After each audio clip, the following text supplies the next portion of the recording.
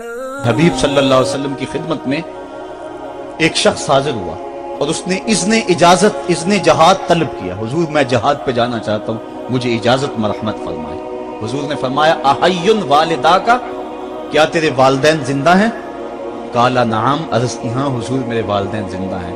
قالا ففیہما فجاہد, کہا جا ان کی خدمت کر, یہی تیرا جہاد ہے.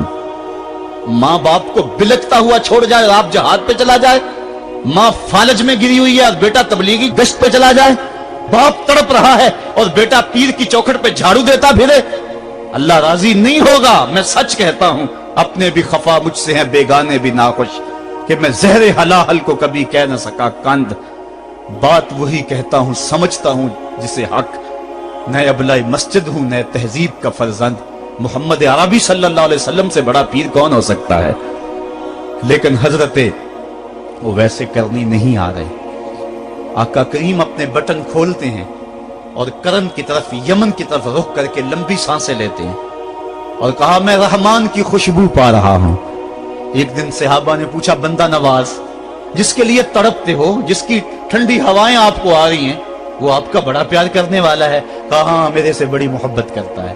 تو کہا پھر اتنی محبت کرتا ہے تو یمن تو دور نہیں ہے, بلال حبش سے آ گیا, سلمان فارس سے آ گیا, سہیب روم سے آ گیا, اور وہ یہاں یمن سے نہیں آ سکا. فرمایا اس کی بوڑھی اور نابینا ماں ہے جس کی خدمت اس کو نہیں آنے دیتی. اللہ اکبر. اب حضرت اویس کرنی نہیں آئے لیکن خیر التابعین کہلائے. آئے نہیں لیکن حضور ان کی یاد میں تڑپ رہے. اللہ, بلکہ حضور نے فرمایا کہ کوئی جائے اویس بن عامر کو ملے, اور جب ملے تو اس کو کہنا میری امت کی بخشش کی دعا کرے. جو ماں باپ کی خدمت کرتا ہے اس سے ثابت ہوا اس کی دعائیں قبول ہوتی. میں نے ایک روایت میں پڑھا ہے کہ جو آدمی روزانہ اپنے والدین کے لیے دعا کرے, والدین زندہ ہوں تب بھی, والدین فوت ہو گئے ہوں تب بھی, یہ عادت بنا لے, روزانہ ماں باپ کے لیے دعا کرے, ساری زندگی اس کے رزق میں بے برکتی نہیں آئے گی, اللہ اس کو رزق کی فراوانی عطا کر دے گا. اور جو والدین کے لیے دعا نہیں کرتا اللہ تعالیٰ کی رحمتوں سے محروم ہو جاتا ہے. حضرت ابو ہریرہ رضی اللہ تعالیٰ عنہ جب بھی ہاتھ اٹھاتے تھے تو یہ دعا کرتے تھے, اللہم اغفر لابی ہریرہ ولأمی ولمن استغفر لہما. اے اللہ ابو ہریرہ کو بخش دے, حضرت ابو ہریرہ کی ماں کو بخش دے, اور قیامت تک جو ہم دونوں کے لیے بخشش کی دعا کرے اس کو بھی بخش دے. حضرت امام محمد بن سیرین ایک بزرگ ہوئے تابعی, جب بھی دعا کرتے تھے یہ دعا ضرور کرتے تھے, اے اللہ ابو ہریرہ کی بخشش کر دے. کسی نے کہا کہ تمہیں ابو ہریرہ رضی اللہ تعالیٰ عنہ ان کی ماں سے بڑی ہمدردی ہے. کہا ان سے جو ہمدردی ہونی ہے وہ تو ہونی ہے. انہوں نے کہا ہوا ہے اللہ ابو ہریرہ اور ان کی ماں کو بخش دے, جو ان کے لیے دعا کرے اس کو بھی بخش دے. تو میں دعا کر کے اپنی بخشش پکی کر رہا ہوں. تو والدین کے لیے دعا کرنا اللہ کی رحمت کو دعوت دینا ہے. تو فرمایا کہ جاؤ اویس بن عامر کو جانا اور جا کے اس کو میری امت کے لیے دعا کا کہنا. حضرت سیدنا عمر فاروق حضرت علی المرتضیٰ گئے, جا کے ڈھونڈا تلاش کیا, اویس بن عامر ملے, حضور کا سلام کہا, بس پھوٹ پھوٹ کے رونے لگے. کہا بتاؤ میرے رسول کے لبوں پہ میرا نام کیسے آیا تھا, حضور میرا جب تذکرہ کرتے تھے کیسے کرتے تھے. یہ درد دیکھا تو بولے کہ کیا آپ اتنی محبت رکھتے ہیں تو پھر ملنے کیوں نہیں آئے حضور کو, اتنا جو پیار رکھتے ہیں تو زیارت کرنے کیوں نہیں آئے. تو حضرت اویس کرنی نے بات کے رخ کو بدلا, کہا تم نے میرے رسول کو دیکھا, تم نے میرے رسول کی زیارت کی ہے؟ کہا ہاں ہم تو صبح و شام وہاں رہے ہیں. کہا پھر بتاؤ حضور کی یہ ابرو جڑے ہوئے تھے یا کھلے ہوئے تھے؟ اب دونوں حیران ہو گئے. کہا تم نے تو دیکھا میں نے تو دیکھا نہیں, تم بتاؤ نا, پھر میں تو گیا نہیں, مجھے کہتے ہو گیا نہیں, تم بتاؤ حضور کے ابرو جڑے ہوئے تھے یا کھلے ہوئے تھے؟ حیران ہیں. کہا حضور آپ ہی بتلائیے. کہا کوئی دور سے دیکھتا تو جڑے ہوئے نظر آتے, قریب آ کے دیکھتا تو کھلے ہوئے نظر آتے. یہ وہ ہے جو ماں کی خدمت کرتا رہا اور حضور کے دربار میں حاضر نہیں ہو سکا, لیکن حاضری اس کی تھی, وہ جہاں بھی تھا وہ نبی کے قرب میں تھا.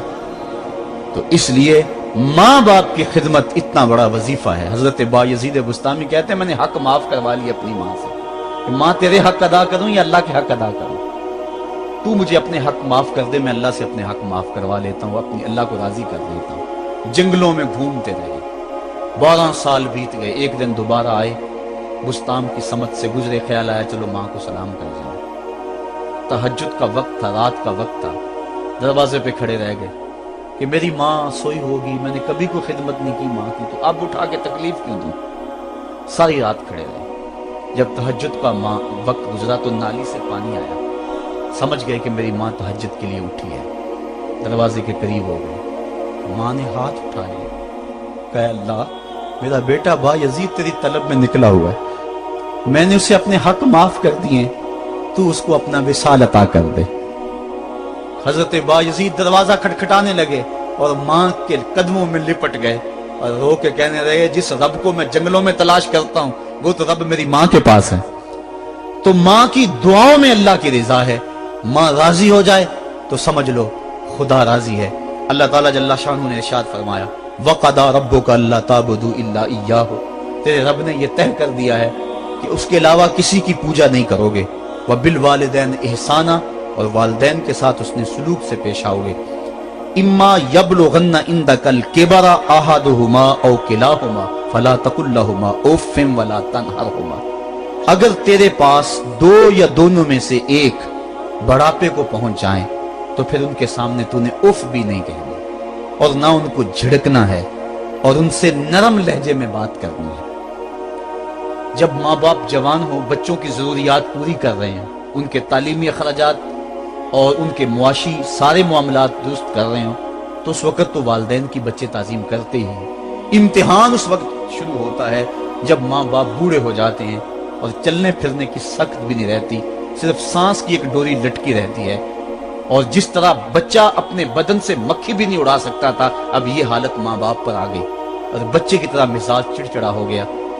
जमाने के हालात बदल गए, लेकिन माँ की पुरानी, बाप की वो पुरानी रवश है, वो उसी अंदाज में से डगर में बात करता है। ये आजमाइश के दिन है, ये इम्तिहान के दिन है। अब देखना है वालिदैन की इस वक्त ताज़ीम कौन करता है। फरमाया इम्मा यबलुगन्ना इंदकल किबरा, अगर तेरे पास वो बढ़ापे को पहुंच जाए, दोनों पहुंच जाएं या तेरी खुशकिस्मती कि दोनों में से एक पहुंच जाए या दोनों पहुंच जाएं, तो फिर उनकी तूने ताजीम करनी है। क्या कैसे ताजीम करनी है? फला तकुल लहुमा उफ़्फ़िन, तूने उनको उफ भी नहीं कहना। हजरत इमाम फखरुद्दीन राजी के हवाले से मैं आज ही सुबह या गुज़श्ता शब उफ की तशरीहात देख रहा था। उन्होंने 12-13 अक़वाल बयान किए हैं, लेकिन 2 कौल फरमाते हैं। उफ ये है कि इंसान के बदन के ऊपर जो शफाफ रहता हो, साफ रहता हो, मट्टी पड़ जाए, रेत का जर्रा पड़ जाए तो उसको फूंक मार के उसको हटाता है, तो वो फूंक से जो आवाज पैदा होती है उसको अरबी में उफ कहते हैं। तो फिर उफ हर उस चीज के लिए मनकूल हो गया जो नापसंदीदा है। एक तो कौल ये है कि वालिदैन के सामने इस एहतियात से रहो। दूसरी बात आप फरमाते हैं उफ का मफहूम ये है कि जब माँ बाप बूढ़े हो जाएं तो बोलो बरास चारपाई पे निकल जाता है और इंसान उनको उठा के उनकी खिदमत करता है, सफाई करता है, कपड़े बदलता है। इंसान की तबीयत में जो फितरी नफासत है उसके तहत उसको माँ बाप से जो मकरूह और नापसंदीदा बू आती है उससे वो बचना चाहता है। वो नफरत माँ बाप से नहीं होती, वो नफरत उस बदबू से होती है जो माँ बाप के बदन से या चारपाई से या कपड़ों से उठ रही है। तो बंदा अपने जो है वो नाक पे कपड़ा रख लेता है उस बदबू से बचने के लिए। तो उफ के मफहूम को बयान करते हुए हजरत इमाम राजी कहते हैं कि इंसान को इस बात से भी रोका गया है कि तू अपने नाक पे कपड़ा रख के अगर उनको सफाई कर रहा होगा तो माँ बाप के नाजुक दिल पे कहीं ये बोझ ना आ जाए कि मेरा बेटा मुझसे नफरत कर रहा है। इसलिए वालिदैन की ताजीम का आलम यह है कि तू खुले नाक से उनकी खिदमत करे और वो बदबू सहता रहे और अपने नाक के ऊपर कपड़ा भी न रखे कि तेरे माँ और तेरे बाप के दिल के अंदर इतना खलाल और मलाल भी पैदा ना हो। ये है उफ का जुमरा। हजरत इमाम हसन रदी अल्लाह ताला अन्हु ने सारी जिंदगी अपनी वालिदा हजरत फातिमा तो ज़हरा के साथ बैठ के खाना नहीं खाया था। एक दिन हजरत सैयदा फातिमा ने फरमाया कि बेटा मेरा जी चाहता है कि मेरे साथ तुम बैठ के खाना खाओ, लेकिन तुमने कभी भी मेरे साथ बैठ के खाना नहीं खाया, क्या वजह है इसकी?